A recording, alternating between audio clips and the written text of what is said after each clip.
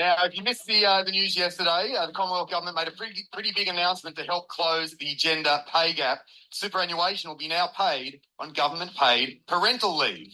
Now, did you hear the Finance Minister, Katie Gallagher? It's a very significant investment, but we think it's an investment that's worthwhile because it does two of those things, helps close that super gender pay gap, but also sends a very strong message that we don't think women should pay a financial penalty when they take time out of their paid work to care for children. And that makes sense, as we were saying, it seems a pretty straightforward thing. Industry super funds have been calling for this for a long time. Of course, they do have a vested interest, but it's not coming in until July next year, pretty close to the timing of the next federal election.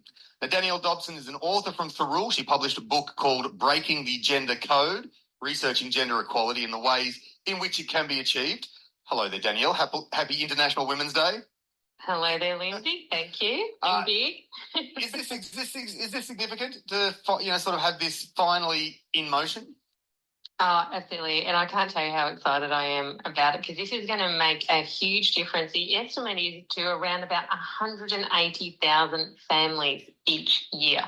That's incredible. I heard the statistics on the gender pay gap is one thing, but the gender super gap and the way that people who take time off to raise children, as a result, they have less super when they retire is in the tens of thousands of dollars. So, this will add up. Yeah, absolutely. And I think it's two-pronged as well. So it's saying that we value what you're doing as a carer because it's paid parental leave, so it's women and men, all carers. So it's saying we value what you're doing when you're away for that 20 weeks or whatever the number is, and we're going to show you by paying you super for that. So there's a double whammy there. It's excellent. It's sort of a symbolic kind of thing that this will, paid parental leave is going to be as taken on as seriously as everything else that you get super for. Because it's just being paid. Absolutely. So it will form part of entitlements as such. So hopefully that will decrease some of the stigma associated with taking paid parental leave in terms of fathers. I'm hoping that will be one of the positive impacts.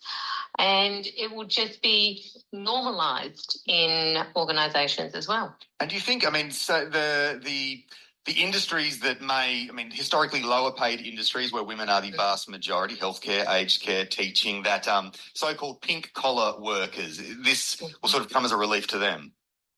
Absolutely, because those industries and workplaces, they tend to fall outside the private sector in general, and which I can speak about in a minute, but they're within a structure where it's government run, I guess, and they have less, I guess, bargaining power as individuals. So yeah, it's brilliant. So then, what about the private sector?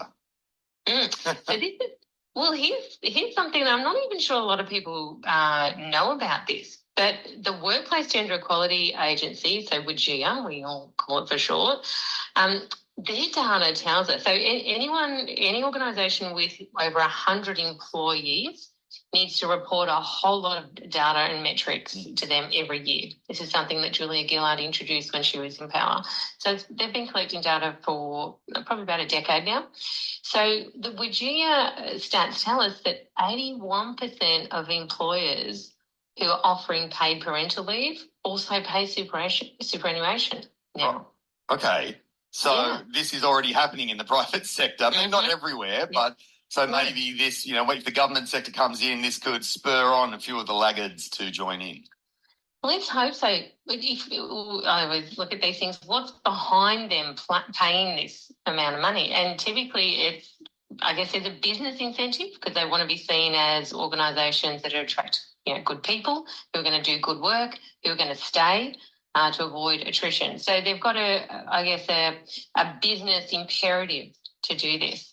Whereas those other sectors, government run, not so much. Right, okay. Danielle Dobson is with us. The policy won't come into effect until July 2025. Now, why is that? It's pretty close to the federal election. A cynical person might think maybe there's a connection there.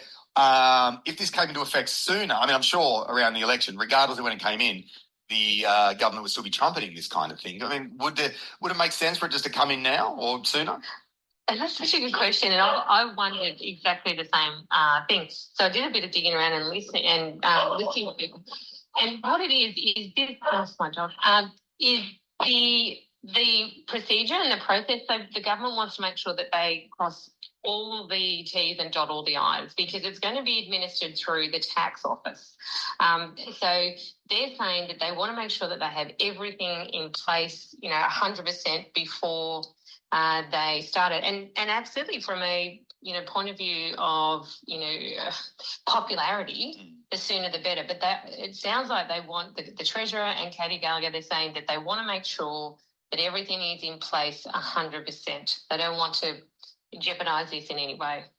As you've said in your book, Breaking the Gender Code, the answer to gender equality is not only hiring more women, but breaking the gender code with those already on your team. Is something like this sort of bringing that sort of more into focus? Absolutely. This is great. I mean, it will start discussions as it is in workplaces.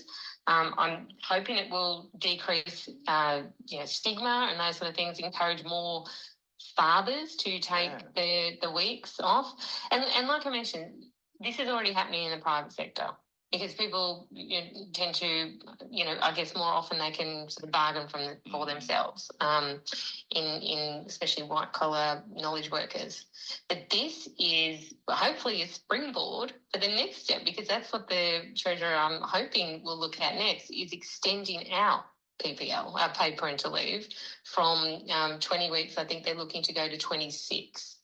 There's some countries that do a whole year, though, I'm pretty sure. Exactly. Yeah, the Nordic countries, everyone's always defers to them with these sort of things. I know you defer to anything vaguely progressive. You just go, what's happening in Scandinavia? Oh, yeah, okay. That's it. Yeah, let's do what they do. Yeah. Danielle Dobson, very good to be with you. Thank you so much for being here today. Thank you for teaching me a new acronym, WGIA. I will try and use it in my everyday speech, and we'll talk to you soon. Cheers. Thanks, Cynthia. ABC Illawarra is where you